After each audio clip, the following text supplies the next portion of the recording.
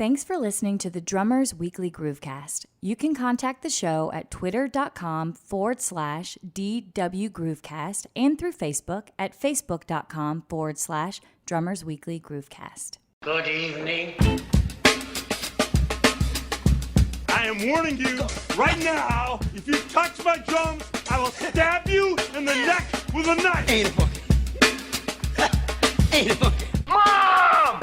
Take it easy. Lower it. I'm not gonna lower it. I have to do this now. I don't mind you playing it, but lower it. Well, we get straightened out? No, we had a problem, and we tried to do everything we could. What do you mean?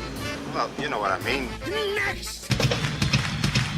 Little trouble there. You're rushing. Yeah, well, you know, that's just like your opinion, man. Yeah!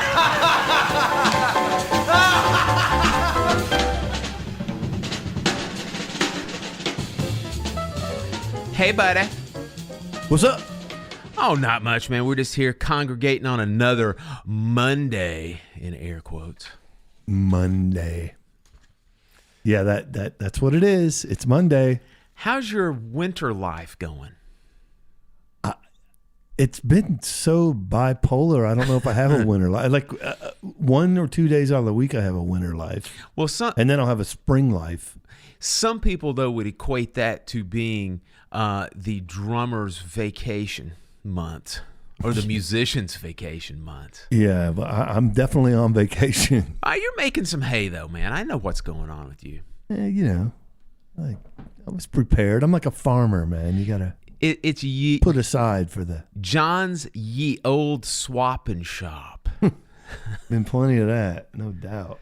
No, I know what's going on, man. You got some good stuff happening over there. And per our usual, our fan base loves to hear gear talk. Gear. Yeah. Had some cool stuff come through and some really amazing serendipitous and spiritual kind of stuff too. There's a young man who passed away. He grew up here in Atlanta. He'd been in Nashville. Named Christian Leonard. He was only 24 when he passed away, and that was back in July of last year. But his mom asked me to sell his stuff, and that was, it was difficult for sure, but wanted to help. And he had some really nice gear. And another friend of ours who has a podcast had talked about him after his passing, and someone shared that with his mom, and she had mentioned it to me. And then sure enough, he bought the drums. So she was just beside herself with glee that ended up happening. Someone she knows what the gear is and knew who her son was and all that, ended up getting it. And that was a real cool, I buy and sell a lot where it's just blind. It is what it is. Someone has something, I get it. I sell it to someone, whatever, but every once in a while something cool happens. So then another one, a friend of mine's mother-in-law passed away, and there was this beautiful Ludwig kit in her basement, and he was going to be like, yeah, we're putting it in the estate sale. I'm like, no, don't do that. Yeah. Someone will end up getting it for $500. So I grabbed that and detailed it and all that. And then one of our friends and power listeners, as you call him, Dave Johnstone, bought it. So there's a real cool connection there. So sometimes when you're wheeling and dealing, you end up having some nice little stories that come out of it. Well, I want to make sure also that you get a mention in on a little Gretsch kit that you scored, something you've been looking for a little while. Oh, yeah. I got a USA Custom burnt orange, which is an amazing finish. 22-12-16, right in my wheelhouse. Our buddy Paul Cooper seems to post quite a few pictures of a burnt orange kit that he's got as well, man. That's very cool. He has 3 of them. Multi-tomed, multi-bass drum size burnt orange kits. Yeah, but those are all Slingerland kits. Stop it. No, those are some very cool stories, man. Those can end up, you can check the box over the column of things work out correctly in the end. Yeah. For all those. There is, man. And I will say this. I know we all dabble in gear and buying and flipping, and sometimes we'll buy something to facilitate another, and sell it and make a profit and all that. And man, there's a lot of real shysters out there doing this stuff. And I've always kind of taken the different path, like be real honest and take care of people and give some good prices and all that. And man, that'll come back. I've literally had a drum set given to me the other day. I know, and it turned out to be something that is not only just a cool thing to have, but I mean, it's useful and sounds good. It's something you can actually work with. Yeah. So, and it wasn't something I'd be like, I'll flip it. Right. So the best of both worlds is it was given to me by a very generous soul, and and I can use it, and I have no intention of getting rid of that. And I'll tell anyone who listens, you can't get sentimental when you're flipping gear. And I don't get attached to anything, as you know. Oh, yeah. Everything's for sale. Mm-hmm. But right now I think I'm 2 kits in where I don't really think I can do that. So maybe I got some lifelong kits finally in my. I'm going to be the first one to say you need to hang on to that burnt orange kit, because it's something that you and I have been talking about for years. Yeah. Something that you wanted to get your hands on, something that you could just have it and just be like, this is the one that I'm using. Yeah. So that was a nice, and I had a dear friend of mine give me an amazing deal on it. So there's some real emotional attachment to it too. That's awesome, man. And while we're sitting here talking about the honesty of like your business acumen, it leads in directly to what our topic's going to be today as well. Sure does. Because one of the running themes when we talk about business is truthfulness and honesty.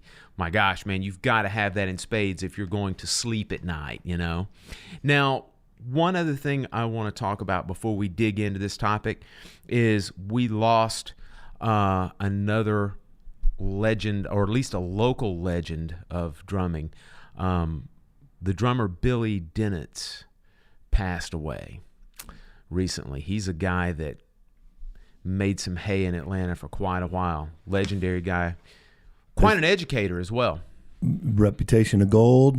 Mm-hmm. He's got a couple sons that are quite talented. Yes, sir.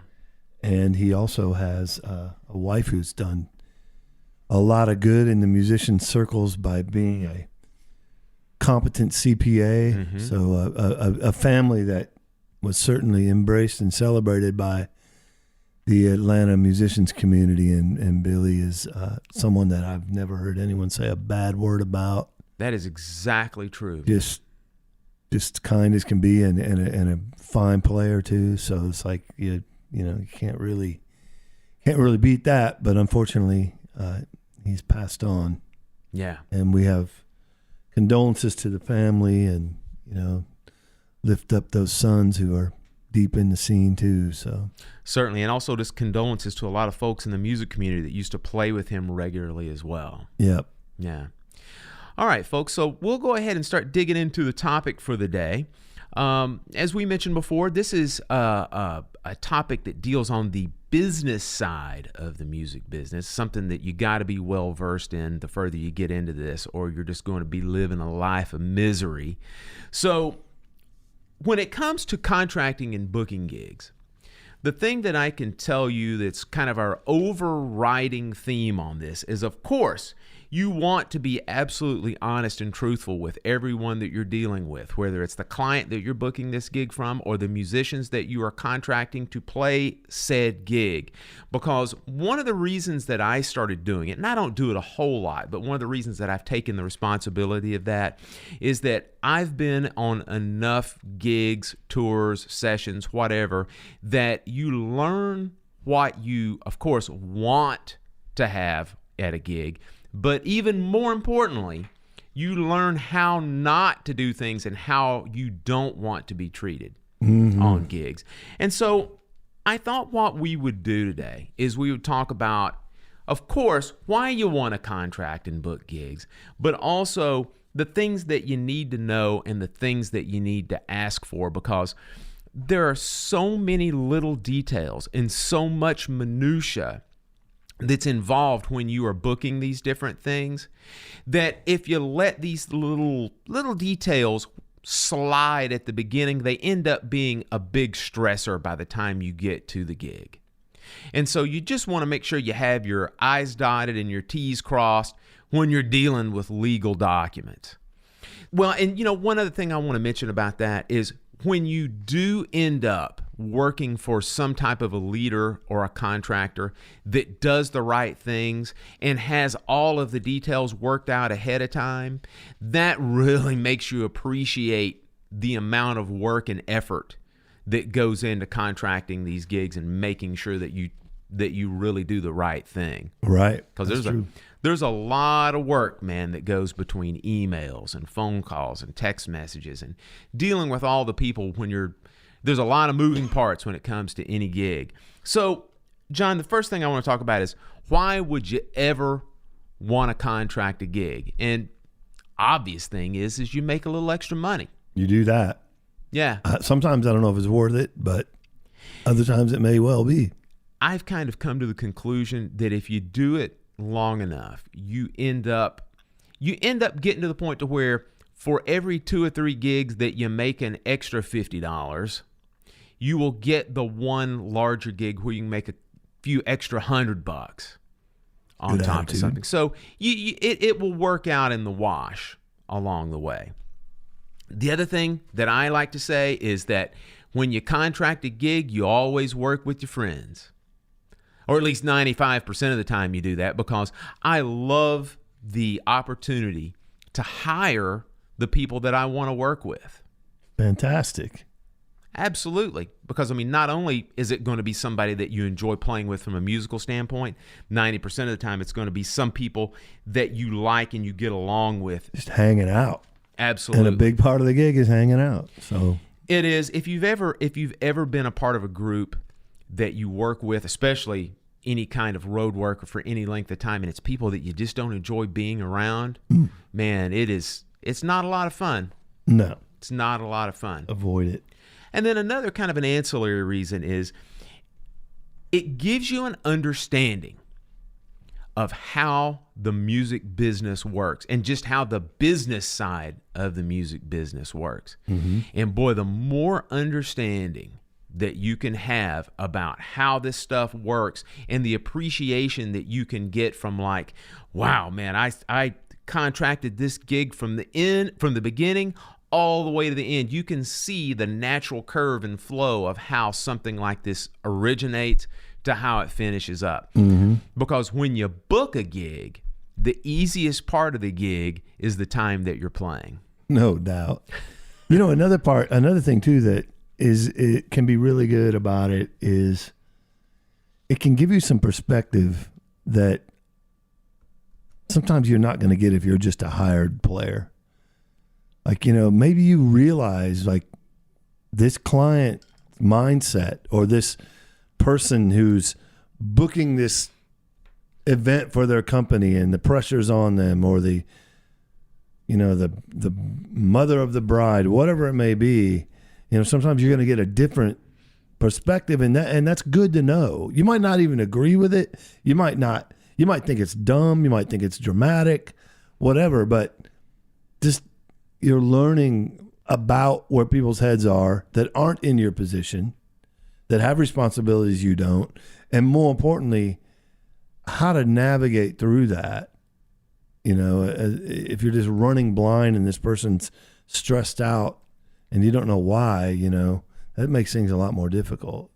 Yeah, and to your point, you can talk with a prospective client that will make a point that it's very important when they saw, say, your demo video, that it was very important that, hey, we really like the way that you set up for that video and the way that this thing was shot. We like the way that it looked. And that could just be one of those things that was a throwaway for you when you were doing it.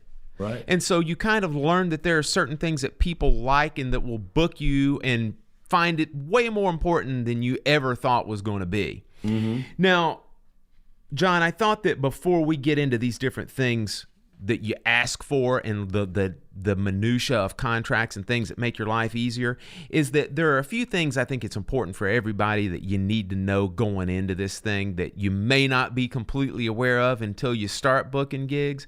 And so I thought I'd throw a couple things out there. Is that first, you have to realize that you are technically going into a sales position. And any good salesperson is going to tell you that no matter how good your sales chops are and no matter how good your band is and how personable you might be, you're not going to book every gig. Because a lot of times it doesn't come down to how wonderful you are, or even your price point. It's like you just mentioned, man. Somebody might see a video of a band and they might just go, man, I really like the way these guys look. Man, I really like the way they perform this genre of music. And if you just don't have it, you're not going to sell the band no matter what, even if you undercut somebody by $1,000. No, if they want what they want. Absolutely. Now, another thing is this. If you're an advertiser, and let's say that you've put a group on one of these, we'll call it like a musical selling aggregate site, something like a Gig Masters or a Gig Salad, something of that ilk. Something that I've learned is if you get a call or an email from somebody, you better get on it. Because something, whether you consider it good or bad or indifferent, something that happens all the time is when somebody, a corporation, a private client is looking to book a gig or looking to book a band, they use the shotgun blast formula of booking, which essentially means they will send out a request to 15 different groups, all at the same time. And unfortunately, a lot of times, if you are the last one, or fortunately, unfortunately, if you're the first or last, if you're the first one, you've got a leg up on everybody. And if you're coming in 2 days later, there's probably a pretty good chance that somebody's already got that gig booked. Or your attitude might be perceived as less than slacker. Yeah, competent, or like you don't care. So that can, like showing the initiative to respond is putting you in a better position for sure. 100%. And when you're at that point of responding to someone, you better be ready to answer every question that they got. In other words, if you just hang a shingle out there and you have no idea what's going on, if people ask you about prices and can you do this and can you do that, if you don't have answers for that, if you have to always go back to them of like, well, you know what, I don't know, and I don't know about this, and I don't know if we can do that. Again, that's not a good thing. You better have some answers ready for some folks. And likewise, be ready to ask your own questions, which is what we're going to get to in just a few minutes, because being able to just flat out ask some people and let them know, hey, look, you got some responsibilities also. We've got to figure some things out before I can give you an honest quote on something. Mm-hmm. Because naturally, one of the next points we want to talk about is you got to be honest and you've got to be truthful about every aspect of this contract and about every aspect of this gig. Not only honesty in price and whatnot, but you can't have a jazz piano trio booked on a gig where somebody goes, now this piano trio, they can like break into Van Halen and Motley Crue, right? If need be. No problem. Dude, who am I? Yeah, no problem. Exactly. You're half of every booking agent is what you are right now. Horrible. Because I know. And that agent's not going to be around. Right. You're the one with your pants around your ankles. Exactly. You're the ones that show up to the gig. You're the day of contact, point of contact. Oftentimes unaware. Totally. And the only thing you can do is just basically at that time kind of grin and bear it or try to do something like that. And then one of the last things I want to say, because now we're going to start talking about what it actually takes to book a gig, is that when you make these initial contacts and when you're trying to book something, it is very, very, very important that you realize when you go into these things that when you start budgeting for a gig, you always need to have a little bit of extra money, no matter how badly you want to book this gig, to try to undercut something or try to cut as many quarters as possible. You've always got to have a little bit of extra money reserved on top of what you would like that gig to be, because not all players are paid the same. Some people might bring PA. Some people might bring lighting.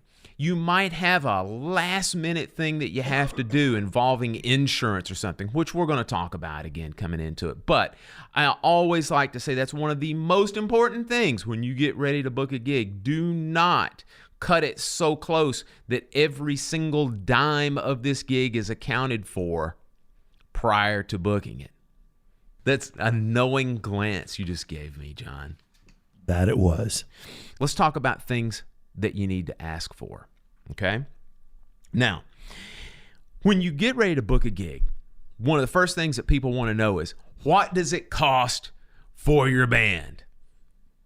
Well, what does this gig entail? That's the first thing you got to find out. There you go. Because it's kind of... It costs $3,500. Oh, great. Well, you know, that's amazing because it's in Detroit. Yeah, exactly. And you guys got your flights covered, right? I would have to say that more than half the inquiries that I get, there's no information, or there's very little information about what the client wants and the details of the gig. And the question is, what does it cost to have your band play this event? And what's the first thing you ask? It's not even a first thing. It's almost like a first series of questions. Yeah, I agree. You know, it is, and that's kind of where we're getting at right now. Let me go ahead and throw one thing out. Okay, is after you have at least given them a series of questions and have gotten back some answers, okay, and you're at least in the ballpark of like, okay, I can at least give them an opening bid, right? Right. The one thing that I would tell you, that I would tell everybody who's listening to this show, you can always come down in price, but you can never go up in price. No way. You are so correct. So what I'm getting at is this. If you get to a point and all of a sudden you know that you can book this quartet for $3,000 and you're going to be okay, you better not start there. You better be up a little bit, okay? Because you can always bargain a little bit, but you can't bargain your way back up. That's what I'm trying to say. One thing about price is when you start putting this stuff onto a contract, you better spell out the minutia of that. And what I mean by that is this. If you're going to require a deposit, spell it out on the contract, how much it is and when it's expected to get the deposit. And let me say this, no gig that I ever contract is ever booked until the deposit is secured. And I think generally, wouldn't you say, John, a common deposit is 50%? Yeah, that's pretty standard. And then generally the balance is paid upon completion of the service. Yep. And again, spell it out from the standpoint of like, look, this check or this payment needs to be paid to this person. This is the postal address for the deposit. And then upon services rendered at the end of the night, the check needs to be made payable to said person and then needs to be made at that night. Because I don't know, man, about you, but I like to be paid whether I am the contractor or the person who's like a subcontractor or just the person that's playing the gig. It's nice to be paid the night of. I'm blessed to have that set up. There are some people that do the 15th and end of the month thing. I don't mind Every time that. I work for them, I usually play on the 16th. I don't mind that if I work a bunch of gigs for them consistently. Right. But yeah, I'm kind of like you, that if I'm coming in and being a sub on something, it's kind of nice to not have to wait. Yeah. I've had to wait a while before. Have you ever done sessions where you've done it for like a label and they're 30 days out? Oh, I think I blocked those out. So I can't answer that question. I've never understood why that's the case. Other Why than it's just- accepted. Yeah, that just seems to be one of those things that it's primarily labels and or if it's a recording studio itself that hires you to come in and do that. But there's a few people here in town that I've done some stuff like that for. And they say, oh, well, it's just the way that we do our accounting and the way we pay out all of our bills every month and everything. I think it's just a way to hang on to some money for a little extra cash flow the majority of the time. Yeah. And oftentimes, you got to chase it down. Yeah. Which is a drag because sometimes that 30 days doesn't mean a whole lot. It might mean 45 days. That's true. And with the way the recording industry is going right now, certain labels may not 45 years. Yeah, may not be there in 45 days. John, before we leave this thing talking about price, one little side note I want to throw in is this, and I learned this the hard way. I also spell out on a contract that if any overtime ends up getting booked, that this is the rate of overtime, which is always different. It's always a little more, right? That I always spell out the rate of the overtime. And on top of that, and this is the part that I want to bring to your attention, man, is that I always bring with me to the gig, I call it an overtime authorization form. And essentially what it is it is a mini kind of a contract addendum that it spells out that on this date we contracted an extra 30 minutes of overtime the night of the gig. This is the overtime rate, and the responsible party it signs for that. Mm-hmm. Now you're asking yourself, well, how did he find out the hard way? Tell you how I found out the hard way. There was a gig that was done years ago that I actually wasn't the contractor on, but I played this gig, and what ended up happening was the client requested 30 minutes of overtime. At the end of the night, after everything was done, because the contract was signed for a certain amount of money and the overtime was done on a handshake, what ended up happening was they disputed the overtime afterward, saying that the band had taken too long of a break and that 30 minutes of overtime ended up essentially being kind of making good for the long breaks.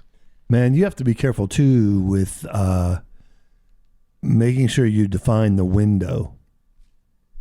And for example, if you're supposed to play 8 to 12, define that in the contract, 8 to 12, because if you start at 8:30 because of the proceedings going over or whatever, some people are like, well, you said 4 hours, play to 12:30. It's like, no, it doesn't work that way.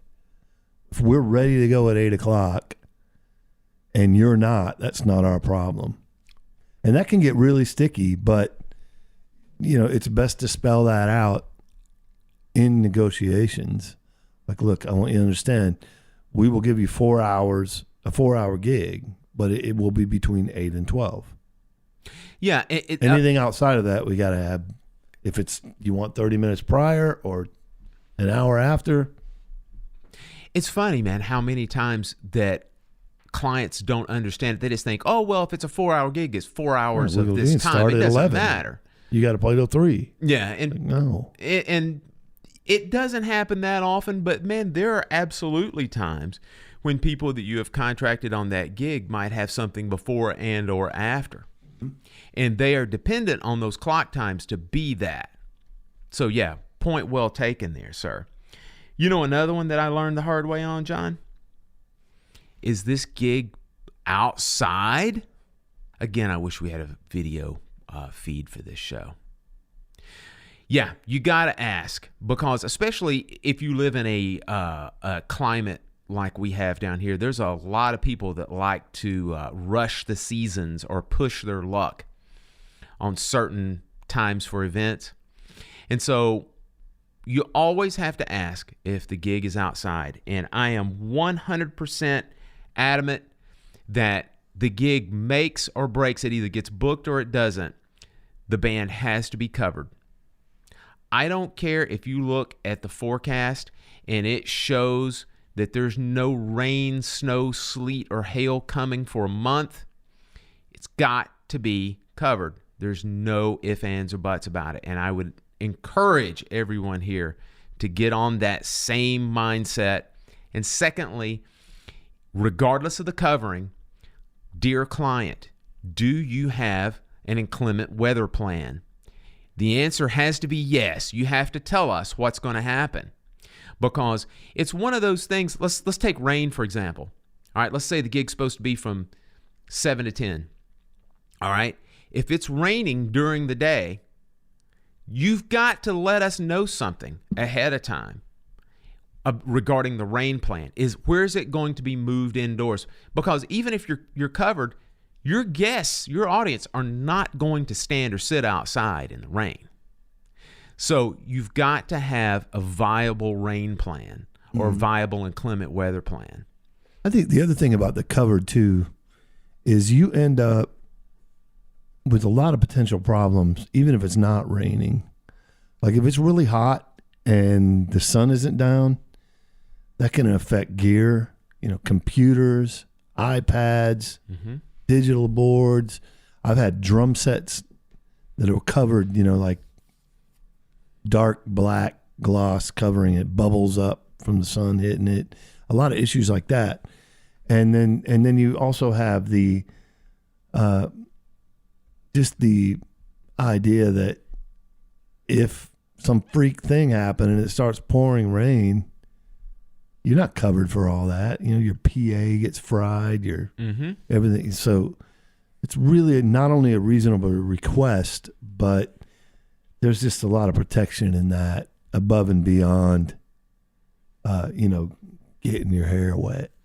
John, the other thing that I would tell the listeners is if you have any pushback from any of the clients, two things you need to tell them. One, you do more gigs as a professional in a month than they will ever book in their lifetime, most likely. And that part two of that is that you have to trust us, the musicians. You have to trust the band, because us knowing how the flow of gigs go and how different types of parties, private parties, corporate parties, whatever that you're booking, club gigs, whatever, you know how this stuff goes. And we really do honestly have your event's best interest in mind. Because if you have a turd of an event that we're a part of and have a part of making it a turd, it reflects on us, no doubt. It absolutely does. Now, John, you mentioned a few minutes ago when we were talking about price, you were saying, you don't want to agree to something and then all of a sudden find out that it's 1,000 miles of travel. One of the first things you want to ask is the location of the gig. Yeah, it's vital for all negotiations. Absolutely. It can't even really start. No price quote can be brought into the equation until you have that. No. Because you have to know if the gig is out of town and you agree to do this thing out of town, you have to make sure you're budgeting in a whole bunch of different things. You got to budget in, of course, travel costs, the mode of travel that you're going to take, because there are certain things, man. If we got a gig that gets booked in Seattle, you're not going to drive that. I'm not. Yeah, it's going to be a flight. You got to book in and account for per diems. You got to pay folks. They got to eat. A lot of times you got to cover. There's an extra day there that's just you can't just write off as not important to someone. That's true. Compensation should be made for that. Hotel. Yeah, if you're in Seattle and coming back, you're burning the next day. Absolutely. And oftentimes a day prior, if you do it right. Yep. Another thing, you got to start talking about equipment and gear. There are certain gigs, the gigs that we love to book, where the only thing the band is scheduled to provide are either themselves or just themselves and backline. Now, those are really cool gigs when you've got another contractor, like a corporate thing, where they're bringing in all the PA, sometimes video, lighting. That's all good stuff. I'd say, man, of all the gigs that I've booked, probably 10, 15% are that. Yeah, there used to be a lot more of that.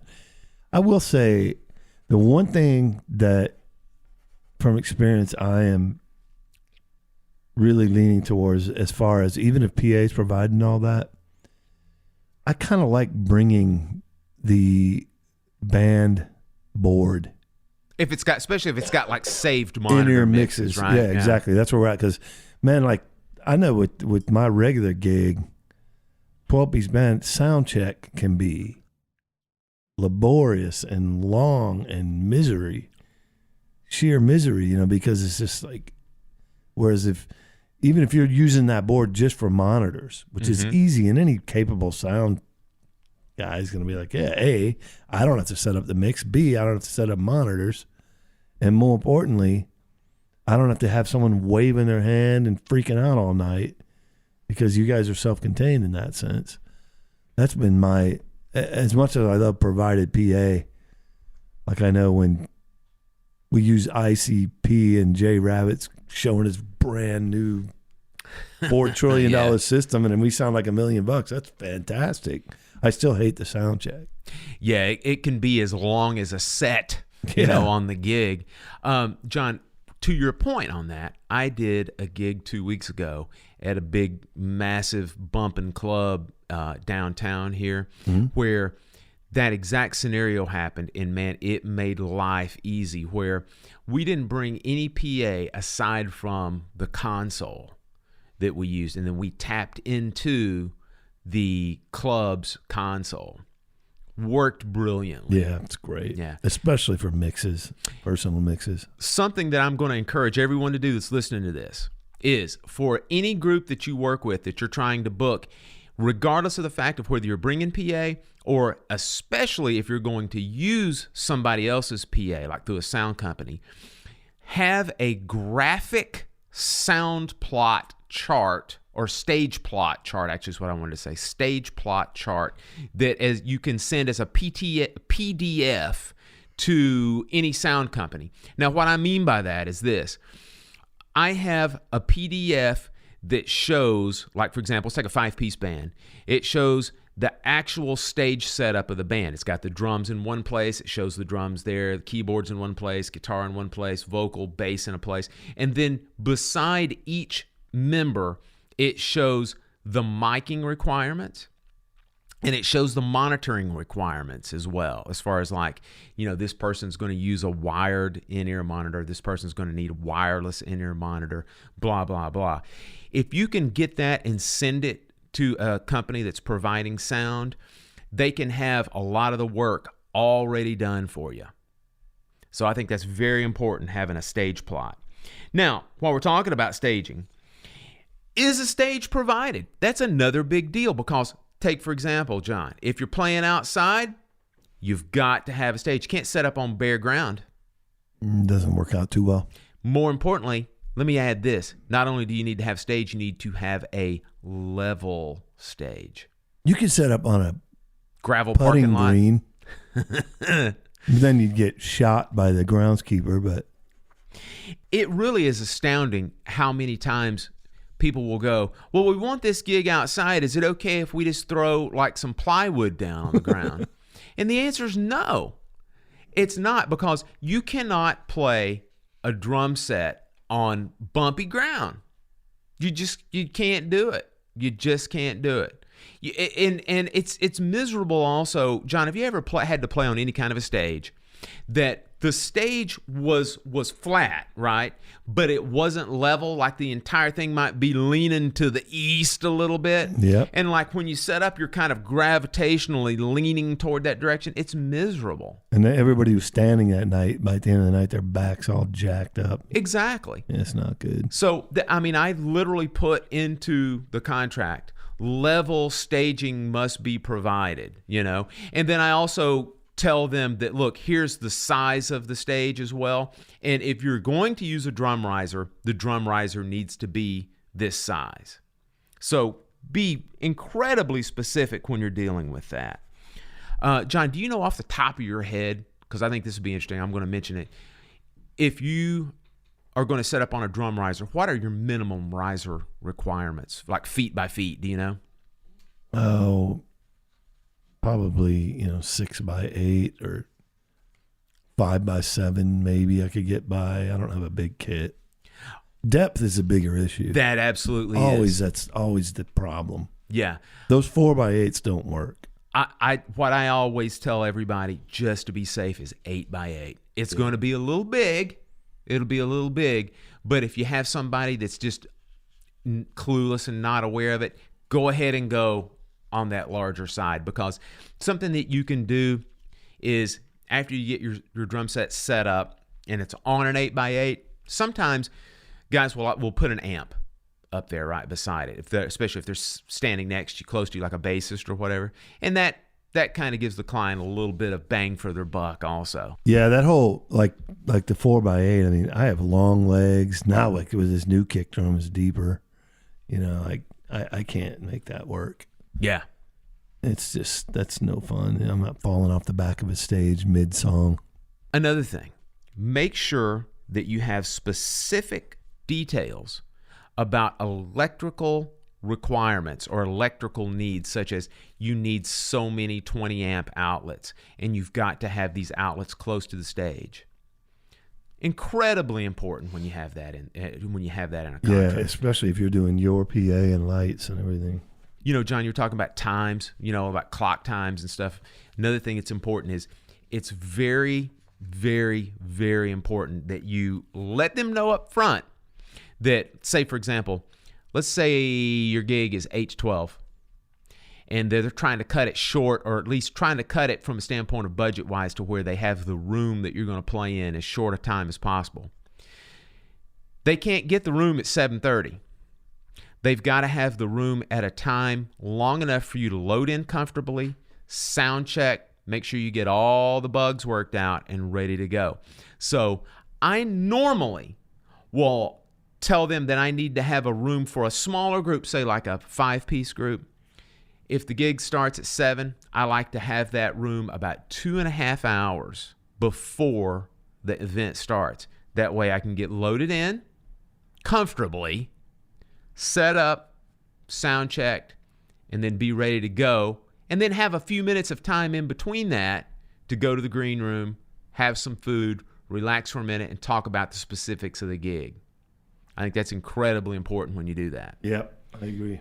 Now, we're getting to a point, John, also where some of these last things that we talked about, things like the specifying load in and sound check and specifying things like electrical needs, so a lot of that stuff I actually include on a separate rider. Okay. And as a matter of fact, these last few things that we're going to talk about, I think it's something that needs to be on the rider, not necessarily on the contract, because sometimes these riders get passed over to like venues and whatnot, and they don't necessarily need to see the contract, but they need to see what's specified in the rider. Right. So while we're talking about that, we're talking about venues and talking about different places that supply you with certain things. I think it's really important also that when you find out what venue you're at, if the client is not really aware of the ins and outs of the venue, like the rooms, the load in and stuff like that, and especially if you're not aware of it, if it's not a room you haven't played very often, contact that venue directly. Go to their website, call those people, because you need to find out specific things like, tell me about the room, what's the size, what's the load in like, what's the parking like, do you have elevators if it's on the 64th floor? Do you have a clear pathway at your loading dock for me to roll equipment up? And then another thing that it happens, man, I'd say probably every third or fourth gig, you better ask these venues, especially if it's a high-end venue, if they require liability insurance. Now, for anybody who doesn't know what that is, let me explain for a second. This insurance that they are requesting, it doesn't protect you as the band member. Or I should say it doesn't directly protect you from a standpoint of like, if somebody falls off the stage, then all of a sudden, this liability insurance will pay for somebody's broken neck, when fall. That's not what it is. What the liability insurance actually is it's liability in case you damage something inside of that venue. So, for example, let's say that you're playing at the San Francisco Metropolitan Museum of Art, If you go by and knock down a sculpture that cost $500,000, how's that thing going to be paid for? So the majority of the time, these venues that require a $1 million policy. Now, you're probably going, well, that's it. I'm turning this show off right now. I'm not booking any gigs because I don't have enough money to pay for one of these. It's not that expensive, so don't go nuts. There's a couple different ways that you can actually get this insurance. If you are actively booking numerous gigs per year, like if you're booking 30 or 40 gigs a year or even more than that, you can buy a 1-year policy just like you would buy a homeowner's policy or whatnot. If you only need this insurance 3 times a year, you can actually buy it on an as-needed basis for certain clock hours. Date specific. Yeah. And how much you talking about for the yearly versus I've never bought the yearly policy, so I cannot speak specifically on what that is, but I can tell you this. If you need $1 million policy for a 24-hour period for a specific venue, it's about $125. Oh, that's worth it. Oh my gosh, it's not only well, you worth might not it, have a choice. That's what I was going to say. Certain venues will require you to actually fax or email them the policy for that date. And so it's about $125. And like I said, it's one of those things that it's just the cost of doing business. John, do you remember when I talked about it earlier at the beginning? Make sure you reserve a little bit of cash, in your pricing. There you go. There you go. Either that, or sometimes I'll just have an understanding with a client. I'll go, well, look, hey, no, this venue that you're playing at, it's traditionally known to require from either you, the client, or from B, the band, some type of proof of insurance. If they do require that, I will buy it, but just know that I'm going to need you to remunerate an extra $125 or something like that. Plus, you got to cover the singer's valet parking. I mean, we'll pay loading in the stinky loading dock, but you got to cover the singer's valet parking. I was just going to mention that. That's going to be in this long list of things to put on your rider. Diva ducats. Well, while we're on the topic of parking, I'll just say this. I always request that everybody gets either free parking in whatever lot that they've got, or if it's a lot that they don't have control over, you either have to validate the parking for said number of vehicles. And again, be specific about that. Right. Be very specific about that. If you got 5 members and it's a local gig and all 5 people are coming separately, you got to have 5 validations. Or if it's one of those things where they go, we don't validate or anything, again, budget that into your cost. And do not under budget that. John, let me run something by you, sir. Do you remember, and now this is 3 shows that we've talked something about this. You remember my infamous Pots and Pans gig? Said venue charges, are you ready for this? $40 to park. We're talking Manhattan-style parking. It's $40 for 4 hours plus. $40. Now, let's talk about a few other things regarding the rider. Make sure you request some place to store your cases that's fairly close by. Last thing you want to do is get to a venue that you've already had to ride 3 elevators to get to, get everything set up, and they go, everything's got to go back on the truck. Oh. You know it happens. Yep. Or even the same thing, they'll go, well, okay, yeah, we got a place for you to store them, but again, you got to get on an elevator and go 4 floors up. And then they end up locking the room. And I'd still prefer that. Yeah, you got to run somebody down to unlock a room at the end of the night. I always say that you've got to have some place provided that's close by for storage. And, if you want to kind of give them some reasoning for that, aside from the convenience aspect, what you have to say also is like, look, there are certain things that are stored in these cases that for emergency we might have to have during the gig. Some extra cables, some extra things that if something goes bad, we need to be able to get to it within like a minute and a half, 2 minutes. Because if we have to stop the gig and then go back down to the truck or up 4 floors and get somebody to unlock a room might take 15, 20 minutes. So it's very important that you have that close by. Now, something I think you're going to do yourself and you're going to make your band members, your contracted members love you, is you need to be specific on some things that you ask for that are comfort items. And let me tell you, especially if you're playing a high dollar kind of a gig, do not be afraid to ask for it, because a lot of times, well, I'll tell you, 100% of the time, if you don't ask for it, you're not going to get it. And 2, also, sometimes when people are spending a lot of money on something, they just expect it to be there. Hey, I'm booking a premium group, therefore I'm going to treat these guys like kings, right? But if you don't ask for it, you're not going to get it. 1, ask for a green room and be specific that you want this green room to be private. Not only do you want to chill out and relax a little bit, but 90% of the time you got to change clothes, right? So ask for a green room and ask for it to be private if possible, with no other vendors involved. Next thing, on the rider, you need to be specific when you request for food. If you got folks in the band that are vegetarians, you better ask for a vegetarian plate. If you specifically go, look, we do not accept vendor box meals that traditionally have the sandwich, or as we like to say, the bandwich in there, along with like some stale fruit and a rock hard brownie, you better go, this band requires hot food with so many choices of protein, so many choices of vegetable, etc. And then the other thing is this, also be very specific when it comes to drinks. I'm not a fella that puts on a contract or puts on a rider that you require a whole bunch of alcoholic drinks. I don't do that. I know that there are some groups that you and I both know that do that. But what I'll tell you is this: request, of course, water, soft drinks, juices, coffee and tea.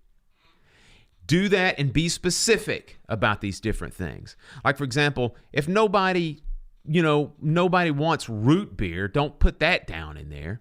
But if everybody in the band drinks Sprite, you're going to want to have a few more Sprites than you're going to want to have Coca-Colas, right?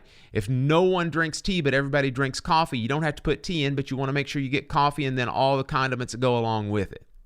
But it's important that you put these things in there and make sure that you're specific about it.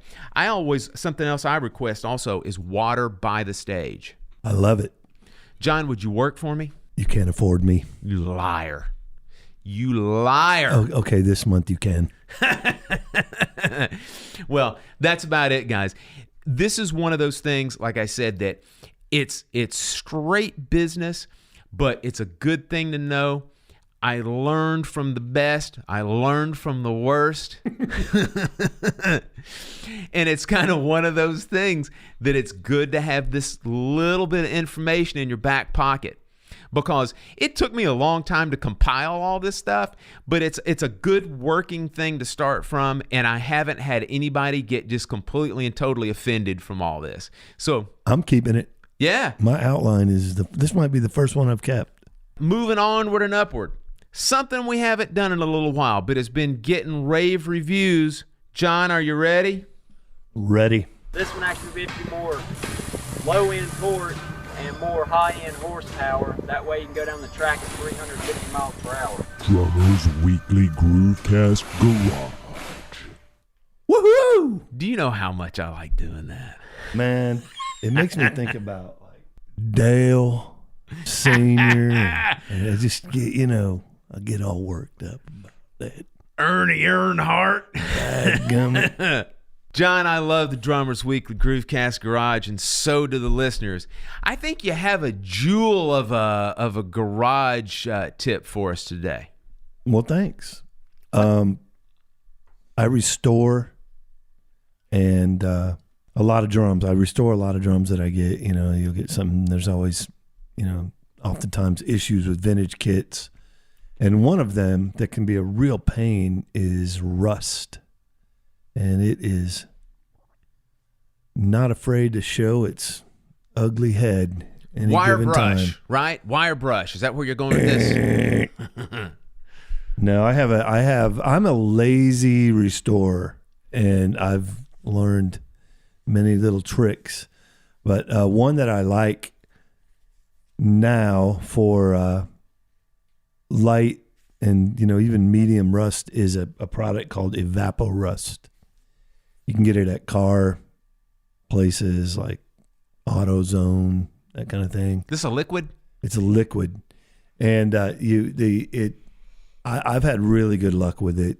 24 hours in this. You have to have it in a sealed container. I buy like those sealed food containers. I gotcha. Little high-end plastic, and because it can evaporate, I think, and lose its the power. name. Yeah, but you can reuse it if it's not too dirty, and it's biodegradable, so you can literally flush it down your sink if you want.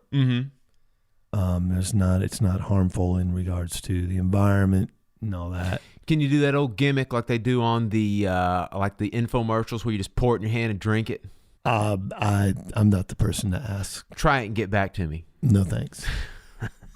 Evapo-Rust. I've gotten a lot of vintage stuff lately and really saved an unbelievable amount of hardware that can get real pricey. If you get into vintage kits and you're like, oh, I need 10 claws, man, bend over if it's eBay.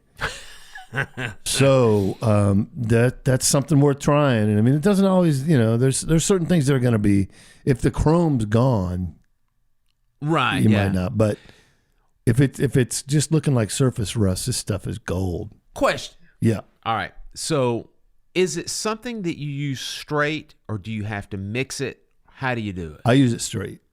Pour it right in the container. Yep. Does it come in like a big old massive, like a laundry detergent style jug exactly. or You something? can get it in a smaller though. If you want to try it, you can get a small 10-ounce bottle, or you can get a larger 28-ounce or something like that. Gotcha. So now walk me through this. Let's just say that you got some claws you're talking about, tension rods, whatever. All right.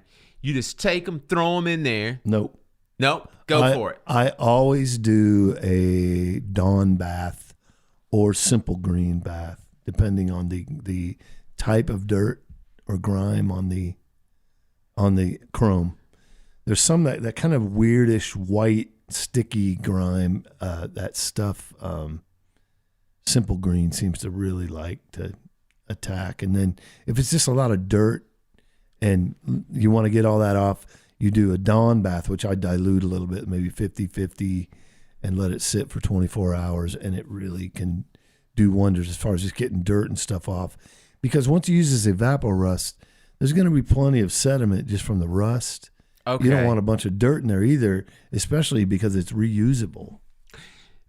Gotcha. So, like, for example, will that other stuff that you were talking about, either like the Dawn or the Simply Green, on tension rods, we always put either Vaseline or lithium grease. Does that get most of that off? Pretty good. Yeah. Then you throw it. You know what else Dawn is good for? Washing Tape dishes. residue. No, I don't. No, that's manual labor. Let's not. Unless I'm making money, I'm not going to do manual labor. That's what dishwashers are for. So the other thing that's Dawn I've had great luck with is, and I just hate is cheap duct tape residue on cymbals. Ugh. Yeah. If you put cymbals in a Dawn bath, man, it really eats that stuff up quick, and you have a lot of you can sit there and, like, I don't have the greatest luck with Goo Gone and stuff like that with that cheap, porous, sticky residue. But Dawn seems to really knock out to the point where maybe you then get a little Goo Gone and finish it off. I never thought of that. Yeah, this is two for your money on. That was kind of a garage. Happy accident. Question. So you have said rusty things. You've gotten through the Simply Green bath or the Dawn bath. Now they go into the Evapo-Rust. How long do those things generally have to stay in there? I typically do 24 on anything, any soak. I don't do much longer than that. Right. It's really, I think you're getting into, if it's not going to get it clean in 24 hours, it's not getting it clean. And there's no reason to risk more problems by way of moisture. Gotcha. Now, one last question about this. Inquiring minds want to know, if you've got a large piece of hardware or a large drum component, let's say an 18-inch tom hoop, or better yet, how about this? How about an old school 24-inch metal bass drum hoop that has got rust on it? What do you use, man, to get that evapor rust on? I use my friends who might have another one. No, like that. I've tried like Coke and foil and had some luck. Okay, yeah. That's man, like certain things you're just not going to be able to soak because you don't have the thing to. An 18-inch hoop. One thing you can do is take the top of an unlined Enduro case. Interesting, yeah. And if it's evapor rust, you got to get. I have plastic wrap I'll use for packing all that. I can get it sealed that way. Yeah.